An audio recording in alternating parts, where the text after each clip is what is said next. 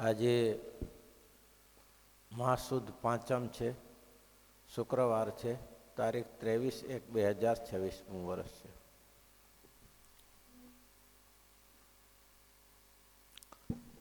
વચનામૃત આજે 12મું શુભ શરૂઆત કર્યું. 12મા વચનામૃતમાં મહારાજે જ પ્રશ્ન પૂછ્યો છે. વાંચીને આવ્યા ને?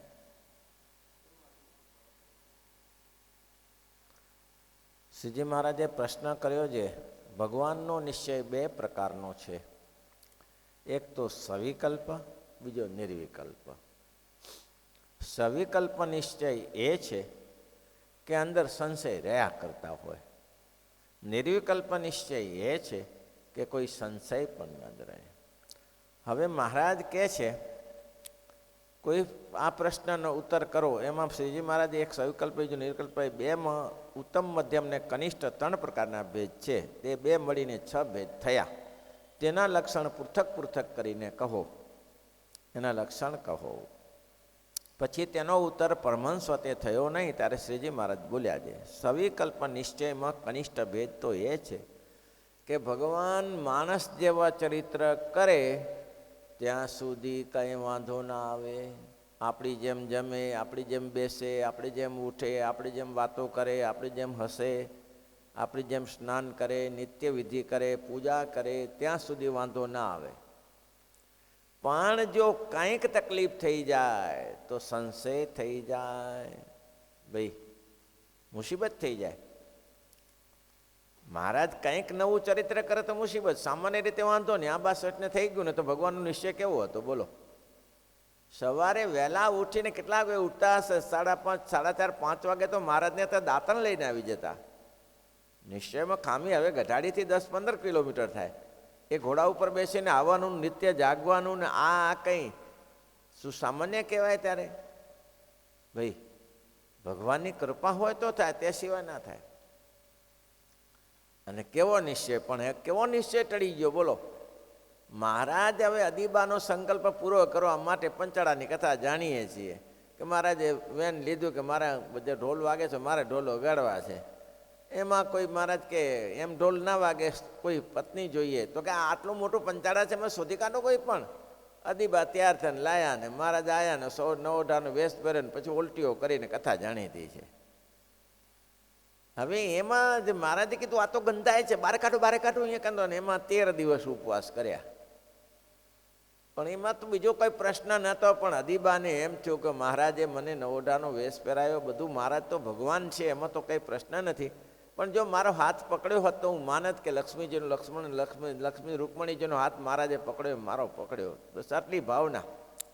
હવે એમાં મહારાજે નીચે ઉતરતા હતા દાદા ખાતાના અદીબા ત્યાં ઉભેલા ને મહારાજને ખંભા ઉપર હાથ મૂક્યો. એમાં સંશય થઈ ગયો. લ્યો, આ ભગવાન થઈને આવું કરાતું હશે? ભગવાન થઈને આવું થાય? થઈ ગયો ને સંશય.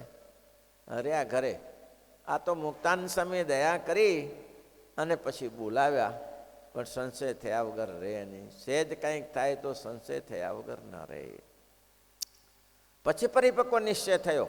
મુક્તાન સ્વામી બોલાવ્યા અને બધી વાતથી સમજાયો, પરિપક્વ નિશ્ચય થયો. એકવાર સંદેહ થઈ ગયો. એટલે મહારાજ સામાન્ય ચરિત્ર કરે ત્યાં સુધી તો કોઈ વાંધો ના આવે, પણ કંઈક વિશેષ ચરિત્ર કરે એમાં ગાભા નીકળી જાય, એમાં ગાભા વેરાઈ જાય, ભાઈ તકલીફ બહુ પડી જાય. ઘણા એવા ભક્ત છે, ઘણા એવા ભક્ત છે.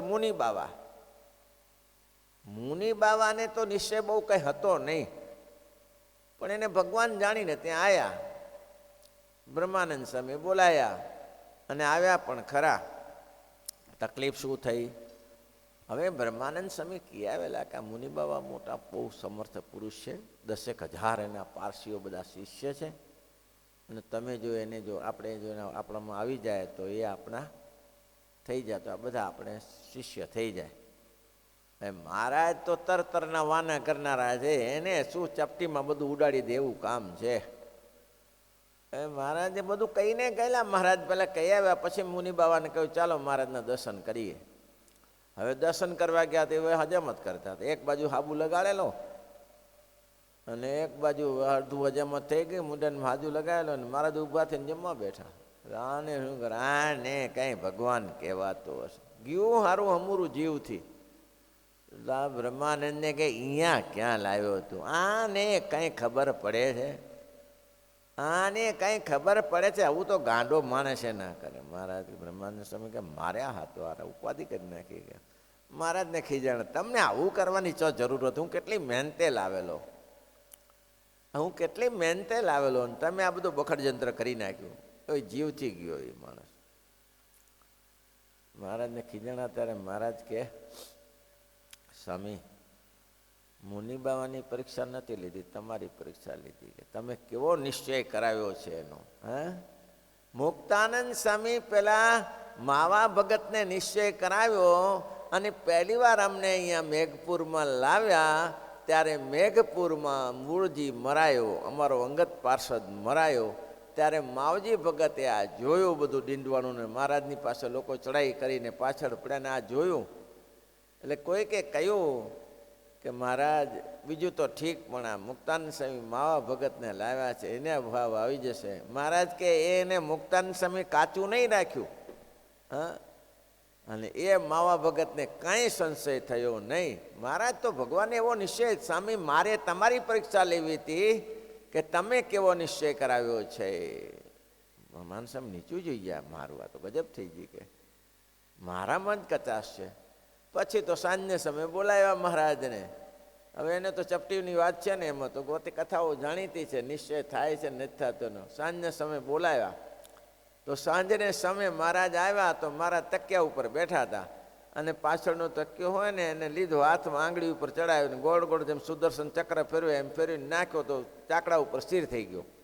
હવે આમાં અને શું ખબર નહીં શું થયું. ઓહો હો હો, આ ના થાય, આ ના થાય. આ તો કૃષ્ણ કરે કાં તો સ્વામિનારાયણ કરે. પગે પડી ગયા અને મહારાજ તમારા ચરિત્ર નારાયણ છે. પછી નિશ્ચય, પછી તો ગમે તેવું થયું. પછી તો મહારાજની જોડે ગમે તેમ ફરે, પણ એક ફેરા પરિપક્વ નિશ્ચય થઈ ગયો ને પાછો ન પડે. હો, એક ફેરા નિશ્ચય થઈ જવો જોઈએ. એવું જ દ્રષ્ટાંત છે પ્રભુદાસનું. આપણે આ બધા દ્રષ્ટાંત જાણીતા જ છે, પણ આ જગ્યાએ અસ્થાને નથી, એટલા માટે આપણે કહીએ.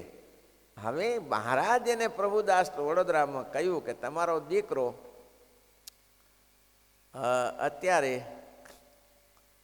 22-20 વર્ષનો છે, અને આ દીકરાને પૂછ્યું કે બેટા અમારે તારી ઈચ્છા છે કે ધામમાં લઈ જઈએ. છોકરો કે હું તૈયાર છું મહારાજ, તમારા ધામમાં જવાનો લાભ કેવો, જન્મો જન્મની જતન કરાવી અંતરામ આવનને તમે લેવા માટે હું તો તૈયાર છું. તો તારા પપ્પાને પૂછી લે. તો પ્રભુદાસને પૂછ્યું કે પ્રભુદાસને, પપ્પા મહારાજ મને અક્ષરધામમાં લઈ જવા માટે આવ્યા છે, હવે અક્ષરધામમાં મર્યા વગર જવાય છે? તો જવું કે નહીં? અરે ગાંડા, આવો અવસર તો કોને મળે? આવો અવસર તો કોને મળે? તું જા, પ્રેમથી જા. પોતાના છોકરાને, ભાઈ કઠિન કામ છે, કઠિન કામ છે. લોકો ગમે એવા સત્સંગી હોય, પણ છોકરો સાધુ કરવો કે છોકરો ઉપર જાય તો ના પોસાય. એ તો ઉમિયાબા મેમનગરના મહારાજ, તમારી ઈચ્છા હોય તો છોકરા રહે, ને તમારી ઈચ્છા હોય તો અક્ષરધામમાં જાય, બાકી કંઈ કોઈનું ચાલતું નથી. આ નિશ્ચય ઉમિયાબાનો. 21 વર્ષનો છોકરો મરી ગયો, જરા આંસમાંથી આંસુ ના પાડ્યું. મહારાજ લઈ ગયા છે ને, શુક્ર માટે હું આંસુ પાડું. આ નિશ્ચય છે, આવો પરિપક્વ નિશ્ચય જોઈએ. એ ઉત્તમ નિશ્ચય કહેવાય. કોઈ દિવસ ગમે તેમ મારા ચરિત્ર કરે. પ્રભુદાને સંદેહ થઈ ગયો. હવે સમસન યાત્રામાં ગયા, ત્યાં બધા ચડાવ્યા કે જો આ તમારે સ્વામિનારાયણ સ્વામિનારાયણ કરો છો, તમારો છોકરા સિવાય ગામમાં બીજા કોઈ છોકરા નથી, તે તમારો છોકરો ઉઠાવ્યો. હવે એમાં એવો સંદેહ થયો, અને પછી પ્રભુનાથ ભક્ત આવ્યા ને વાતચીત કરી. કથા જાણીતી છે કે તમે ચાલો મહારાજ પાસે. મહારાજ પાસે ગયા, છોકરાને મળવું છે. ગંગા ઉન્મત ગંગામાં છોકરાને મળાયો, સંતોષ ના થયો, બેસાડ્યો. ને પછી છોકરાને રૂમમાં વાસુદેવ નારાયણ ઓરડામાં બેસાડ્યો. ત્યારે છોકરાએ કહ્યું કે હે પ્રભુદાસ, કોણ કોનો બાપ ને કોણ કોનો દીકરો? એટલે તું મારો દીકરો ને હું શેનો દીકરો? તમારા જેવા દીકરા તો તમે મારા ઘણીવાર થઈ ચૂક્યા છો. હું તમારો બાપ થઈ ગયો છો, તમે મારા દીકરા થઈ ચૂક્યા છો. આમાં હું મોટો લાભ કરો છો? કોઈના કહેવાથી ચડાવ્યા ચડો છો? ભગવાન ભજો, ભગવાન ભજો. અંતે તો કરવાનું એ છે, આ બધી લપ કરવાની નથી. જાઓ મહારાજ પાસે, ફરીથી કંઠી પહેરીને સત્સંગી થાઓ, કોઈના ચડાવ્યા ન. પછી મહારાજ પાસે ગયા. મહારાજને કે મહારાજ કંઠી પહેરાવો. મહારાજ કે આ હું તમને કંઠી પહેરાવું અને કાલે તમારી ઘરવાળી મરી જાય તો પાછી કંઠી અહીંયા મૂકવા આવો. કાલે તમારી દીકરી મરી જાય તો અહીંયા મૂકવા આવો. પછી મહારાજ હવે દુનિયા આખી મરી જાય ને તોય પાછી ના આવું, હા તોય પાછો ના આવું. અને એવું જ થયું. 6 મહિનામાં ઘરવાળી મરી ગઈ. લોકો ચારે બાજુ ફરી વળ્યા ટીડલાની જેમ, જેમ પક્ષી જેમ અનાજના જેમ પક્ષીઓ ફરી વળ્યા. અરે પ્રભુદાસ છોડો છોડો છોડો, આ સત્સંગ છોડો, આમાં ને એમાં ફસાઈ ગયા. આ બીજી વાર થયું તમારું. પ્રભુદાસ કે મારી ઘરવાળી મરી, તમારી કોઈની મરતી જ નથી, તમારી કોઈની મરતી જ નથી. તો કે મરે ને તો તમે તમારી ચિંતા નહીં કરતા ને મારી ચિંતા કરો. તમારે અહીંયા સમસન યાત્રા મારી જોડે કરવી હોય તો કરે, ઘર ભેગા થઈ જાઓ, હું પોતે એકલો સળગાવી દઈશ. મારા બેટા કે એક પર હલાવ્યું બીજી વાર, આ પરિપક્વ નિશ્ચય. ટાળ્યો ના ટાળે. બાકી ભલભલાને સનેપાત થઈ જાય, ભલભલાને સનેપાત થઈ જાય ભાઈ. આને કહેવાય કનિષ્ઠ નિશ્ચય. હવે મધ્યમ નિશ્ચય કેને કહેવાય? ભગવાન જ્યાં સુધી આપણા જેવા ચરિત્ર કરે ત્યાં સુધી વાંધો ના આવે, બમણા ચરિત્ર કરે ત્યાં સુધી વાંધો ના આવે. મહારાજ જે ખેલ નવા નવા કરતા હોય તો બમણા ચરિત્ર કરતા હોય ત્યાં સુધી વાંધો ના આવે. કેવા ચરિત્ર?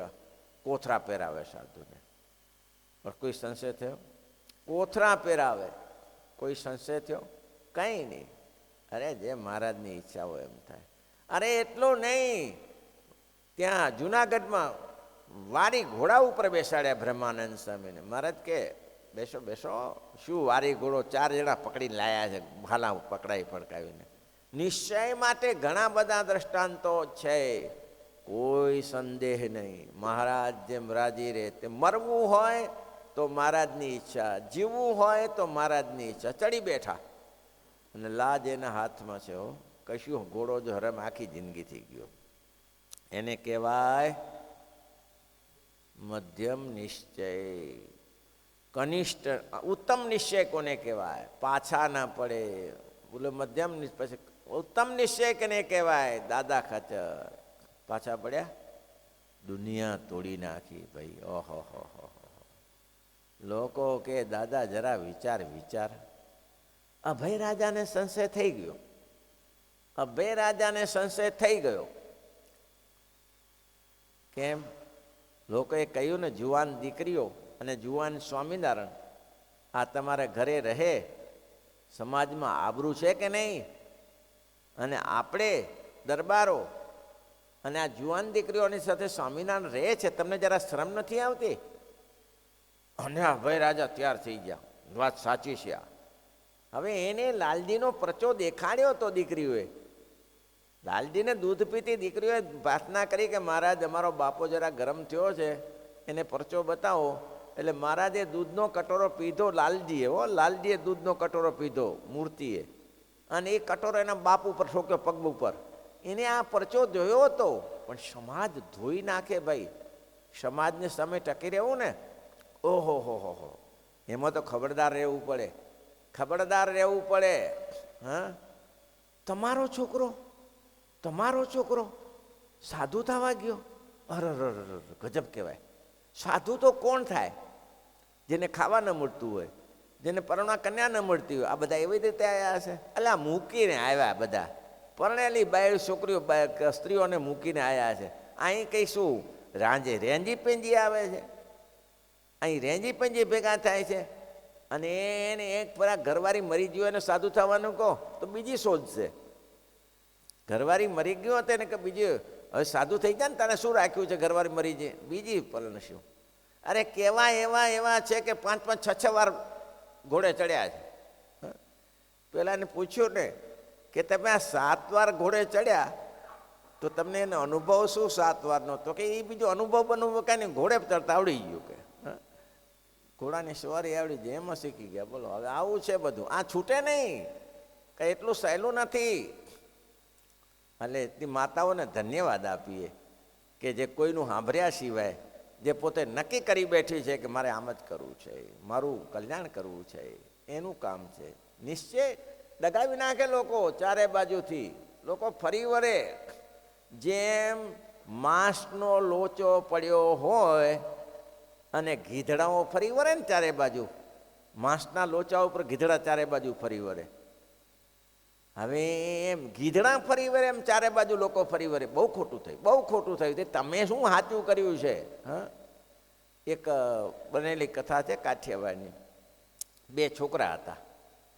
એમાંથી એના બાપે છોકરાને કહ્યું કે બેટા, સંતો આવ્યા છે, સમાગમ કરજો. હો, તો સમાગમ કરતાં કરતાં સંતોનો સમાગમ થયો એટલે સંતોની સાથે પ્રેમ થઈ ગયો, બહુ સ્નેહ થઈ ગયો. એના બાપાને એક દિવસ કહ્યું કે બાપા, સંતો આવ્યા છે તો અમે સંતોની સેવામાં જઈએ. એના બાપાએ કે બહુ સારું, સાધુ થાવ, સંતોની સેવા કરો તો હું ખુશી થઈશ. મારા બે દીકરાઓ ભગવાનની સેવામાં ગયા, એથી બીજું શું. હવે આ વાત પડોશીને ખબર પડી, પડોશીને. એટલે પડોશીએ પેલા ભાઈને કીધું કે તમને શરમ આવે? આ બે દીકરાઓને સાધુની સેવામાં મૂક્યા અને મજૂરો બહારથી લાવીને મજૂરી કરાવો છો. શરમ નથી તમને? આવા પૈસા બગાડાતા હશે? તો કે મને ગમ્યું, કર્યું મેં, હું રાજી છું, મારા દીકરા સાધુ થાય એમાં ખુશી છું. કે 6 મહિના થયા, એનાય બે જુવાન દીકરા હતા. તે એક દીકરો એક ગામની મુખીની કન્યા લઈને ભાગી છૂટ્યો. હવે મુખી છોડે એનો બાપો? ગામના મુખીની કન્યા લઈને ભાગી છૂટ્યો, છોકરી લઈને ભાગી છૂટ્યો. અને ભાઈ એવો ત્રાસ થયો, એવો ત્રાસ થયો, ગામમાંથી કાઢી મૂક્યો ને 500 રૂપિયા દંડ કરાયો. કાઢી મૂક્યા પછી 500 રૂપિયા દંડ ને પછી ગામ છોડવું પડ્યું. બોલો. પછી પહેલા એ કીધું, સંતો પાસે ગયા તો આ ના થયું હોત. હો, 500 રૂપિયા દંડ ના થયો હોત. આ તો છોકરાએ ગયા ને તમે ગયા. પણ લોકોને સમજાતું નથી ભાઈ. હો, વિશ્વાસઘાતો ના કાર્યો સ્વશ્લાઘા સંતનો સમાગમ કરવો. એટલે કે છે સંતોની સાથે ઉત્તમ નિશ્ચયવાળો એને કહેવાય કે કોઈ દિવસ પાછો ના પડે. આ તો ડગાવનારા તો મળી જાય ભાઈ. આ જગતમાં ટીખડિયાની ખામી નથી, સજ્જનોની ખામી છે, દુર્જનોની ખામી નથી. દુર્જનો જ્યાં જોઈએ તો મળે છે. મેં પેલો પાકનું દ્રષ્ટાંત આપેલું. ખેડૂતોને ખબર હોય, ખેતી કરી હોય તેને. ખેતી કરી ભગત? ખેતી કરી છે. તમે કરી ખેતી? તો શું ખબર પડે? આ બોમાં હું ખેતી કરતો હતો, તારે શું ખેતી થતી હશે?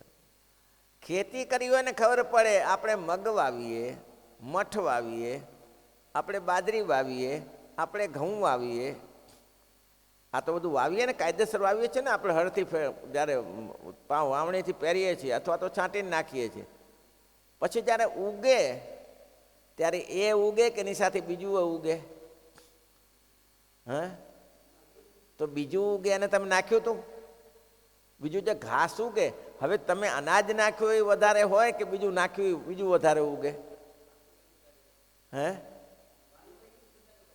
વાયુ હોય પણ ઘાસ વધારે ઉગે કે અનાજ વધારે ઉગે? હા, ઘાસ વધારે ઉગે. તો ઘાસ કોને નાખ્યું હતું? ઘાસનું વાવેતર કર્યું હતું? ઘાસનું વાવેતર કોને કર્યું હતું? તો ઘાસને કેને આમંત્રણ આપ્યું કે તમે આવી જજો, હવે પાક તૈયાર થાય છે? એ પાક આમંત્રણ આપવું ન પડે. તે મૂર્ખ લોકોને આમંત્રણ ના આપવું પડે. મૂર્ખ જેમ ઘાસની પાકની સાથે ઘાસ ઉડે છે ને, તે મૂર્ખ પણ ઉગી જાય છે. એને આમંત્રણની જરૂર નથી. આમંત્રણ તો સજ્જનોને આપવું પડે. તમે જુઓ, આપણે કોઈ જગ્યાએ એક્સિડન્ટ થયું, કોઈ બે સામાન્ય દેવી પુત્રો લડતા હોય, દેવી પુત્રો લડાઈ ચાલતી જ હોય, દેવી પુત્રો કહેવાય, બીજું ના કહેવાય. ત્યારે લડાઈ ચાલતી હોય.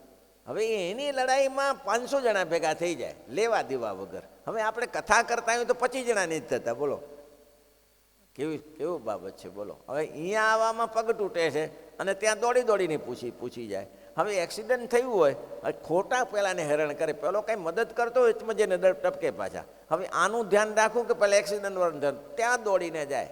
આ જીવનો સ્વભાવ છે, આરો અટપટો સ્વભાવ છે. એને એમ ના થાય કે બિચારા વૈધિ કરવા દો, હેરાન થશે, એવું ના થાય. એટલા માટે એવું છે, ધ્યાન રાખવું પડે ભાઈ. એટલે ખર પુરુષો આ ચડાવનારા મળી જાય. પણ મહારાજ કે જે મધ્યમ નિશ્ચય હોય તેને કાંઈ અસર થાય નહીં. એ તો ભગવાનની ઈચ્છાની વાત છે. મહારાજ છે દયાળુ છે.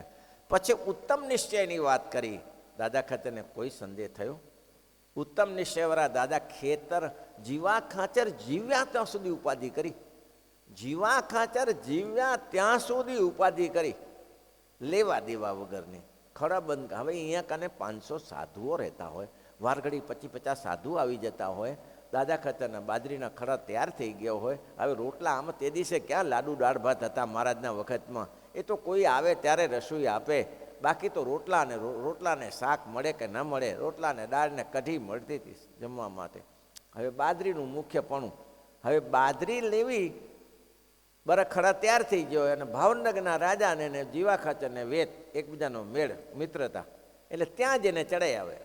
જો કેવા આવ્યો છું, તમારા ખડા લીધા, તમારો ભાગ લીધો નથી ને બાજરી લઈ જાય, એટલે ત્યાં કબજો મૂકી જાય. 15 દિવસ સુધી ખડા બંધ રહે અને પછી પાછો નિર્ણય થાય. હવે સાધુને બિચારાને માગી ખાવું પડે, એ ભિક્ષા માગવા જાય. મહારાજ કે સંતો શું કરીએ, ખડા હવે બંધ થઈ ગયા. હવે તો મહારાજ બેઠા છો તો ખડા દાદા ખાતર એમ થવું નથી. ભગવાન જો ભગવાન બેસો તો ખડા બંધ થઈ જાય, સરકાર કવર કરે ખડા? જરાય ચિંતા નહીં, મહારાજ જે કરે તે કરે. કેટલી વાર આ જે મંદિરનો પ્રશ્ન હતો, જે ગઢપુરના મંદિરનો પ્રશ્ન, કેટલી હેરણગતિ. જીવા ખાચર કે આ તો કોઠો કર્યો છે દારૂગોળો મૂકવાનો, કોઠો લે. અહીંયા ગોપીનાથ ભગવાન પધરાવ્યા છે. જીવો ખાચર તે જઈને ભાવનગરના રાજાને કહી આવ્યો કે કોઠો કર્યો છે, હો, દારૂગોળો પડશે, તમારા સામે પડશે. અને સ્વામિનારાયણની પાસે કે સૈનિકો ઓછા નથી, પાર્ષદો ઢગલાબંધ છે, ભાવનગરનું રાજ્ય લઈ લેશે. લે, અત્યારથી મજબૂતાઈ કરો, અત્યારથી સાવધાન રહ્યો. અને ત્યાં વળી પોલીસો આવે ને હેરાન થવા પડે. દાદા ખાચર પછી એનો કેસ કાઢવા માટે, ચુકાદો આપવા માટે એકવાર જાય. મહારાજ વળી બીજી વાર કે દાદા લ્યો આ પ્રસાદીનો હાર પહેરાવ, હવે તો મારું કામ પતી જશે. એવોનો લુખો પાછો આવે, એવો ને એવો પાછો આવે. થાય નહીં કે મહારાજના હારની શું કિંમત હતી? બીજી વાર ગયા, મહારાજ કે આવો દાદા ખાચર ભેટી, આજે તમારું કામ. મહારાજ ભેટ્યા, એવા ને એવા લુખા પાછા આવ્યા, કંઈ થયું નહીં. આમ તો 5-6 વાર થયું, આમ 5-6 વાર થયું, પણ સારું કામ પતે નહીં. મહારાજ કારિણી ગયા હતા અને મહારાજ કે આ ઉપાધિ ક્યાં હારી કરવાની પાછી વાર ઘડી. પોતે ખુદ સાધુઓ લઈને ગયા અને વજયસિંહ બાપુને કહી દીધું કે અમે આવીએ છીએ. 500 માણસની સાથે, કાફલાની સાથે ગયા. બોલો, બાપુને ટાઈમ પૂછો કે બાપુ ક્યારે આવી ગયો? અમે આવી ગયા છીએ. બાપુ કે 10 વાગે આવી જાઓ. અને જે હકીકત કહી ત્યારે કંઠી પહેરી લીધી ભાવનગર વજયસિંહ દરબારે. આવા માણસોને સત્યને સમય લાગે છે, સત્ય વસ્તુને સમય લાગે છે, અસત્ય ઝડપી આગળ આવી જાય. અસત્ય વસ્તુ તમારા સામે ઝડપી આવી જાય, પણ સત્ય વસ્તુને સમય લાગે. આખરે તો વિજય કોનો છે? વિજય કોનો છે નક્કી રાખજો. કોનો વિજય છે? બોલો. સત્યનો વિજય છે.